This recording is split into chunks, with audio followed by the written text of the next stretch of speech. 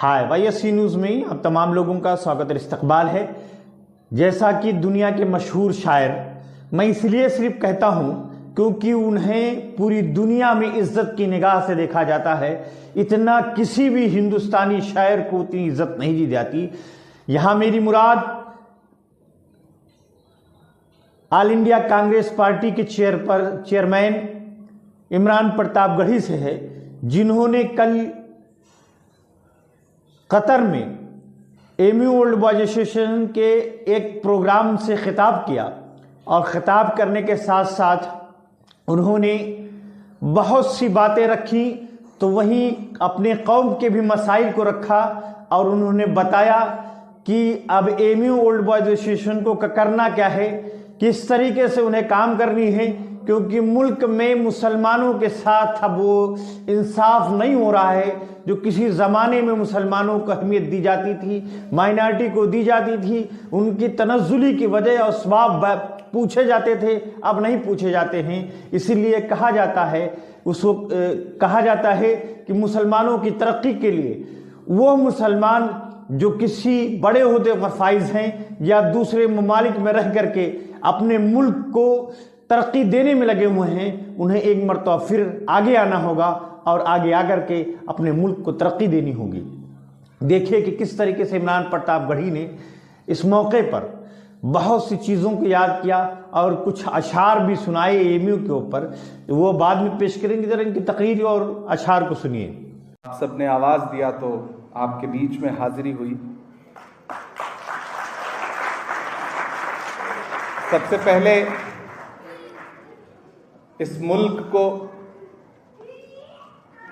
FIFA world cup की कामयाब मेज़बानी की मुबारकबाद देता हूं पूरे हिंदुस्तान की तरफ से, और कतर का शुक्रिया भी अदा करता हूं पूरे हिंदुस्तान की तरफ से एज ए पार्लियामेंटेरियन कि तकरीबन 1 मिलियन हिंदुस्तान के लोगों को न सिर्फ ये मुल्क रोजगार देता है बल्कि मोहब्बत भी देता है, इज्जत भी देता है और अपनेपन के साथ रखता भी है। तो इस बात के लिए यहाँ की पूरी हुकूमत का बहुत शुक्रिया अदा करता हूँ। आज एक ऐसे मौके पर आपके बीच में आया हूँ कि वैसे तो मैं अलीगढ़ यूनिवर्सिटी में पढ़ने की खुशनसीबी हासिल नहीं हुई ज़िंदगी में, क्योंकि मैं इलाहाबाद यूनिवर्सिटी का पढ़ा हुआ हूँ। लेकिन जब मेंबर ऑफ पार्लियामेंट बनकर के राज्यसभा पहुंचा तो ये अपॉर्चुनिटी मुझे मिली कि एएमयू कोर्ट मेंबर का इलेक्शन होता है राज्यसभा के जरिए, कुछ मेंबर्स वहाँ पे जाते हैं इलेक्ट हो करके। तो जैसे ही मैं राज्यसभा का सांसद बन के आया तो वो इलेक्शन हो रहा था और मैंने अपनी पार्टी से पूछे बिना जाके नॉमिनेशन फाइल किया, और आपकी दुआओं का सदका रहा कि मैं हिस्ट्री में सबसे ज़्यादा वोट हासिल करके एएमयू कोर्ट का मेंबर बना। तो उस यूनिवर्सिटी से एक निस्बत है, एक लगाव है, एक रिश्ता है। तकरीबन 125 साल पहले एक आफताब जो डूबा, लेकिन उसकी रोशनी आज भी पूरी दुनिया में फैल रही है, और दुनिया के किसी भी मुल्क में आप चले जाइए एएमयू के पढ़े हुए लोग नजर आते हैं। और सबसे बड़ी बात है कि दुनिया के किसी भी इंस्टीट्यूट का कोई भी फाउंडर हो, उसे इतनी शिद्दत से दुनिया में कहीं याद नहीं किया जाता जितनी शिद्दत से अलीगढ़ मुस्लिम यूनिवर्सिटी के लोग सर सैयद साहब को याद करते हैं। तो मैं अलीगढ़ मुस्लिम यूनिवर्सिटी ओल्ड बॉयज एसोसिएशन को बहुत मुबारकबाद देता हूं। कभी सर सैयद साहब ने कहा था कि बेइल्मी मुफलिसी की मां है। बेइल्मी मुफलिसी की मां है। जिस कौम में इल्म और हुनर नहीं रहता वहां मुफलिसी आती है, और जब मुफलिसी आती है तो हजारों जुर्मों के सरजद होने का खतरा बनती है।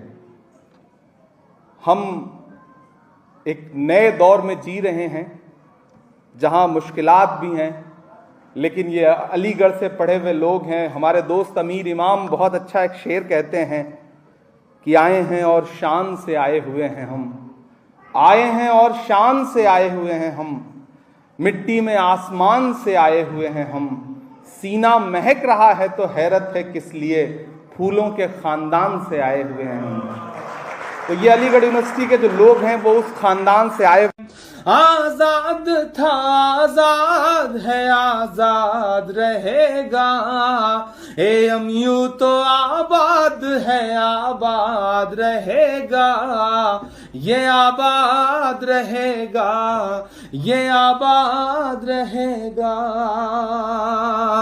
पोरस को बता दें, ये सिकंदर को बता दें, कतरा है मगर फिर भी समंदर को बता दें। हम जुल्म के आगे न झुके हैं न झुकेंगे, ये बात चलो वक्त के हिटलर को बता दें। पहले भी रहा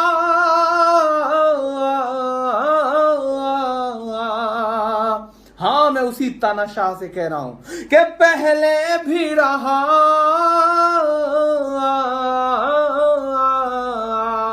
पहले भी रहा है और तेरे बाद रहेगा। AMU तो आबाद है आबाद रहेगा।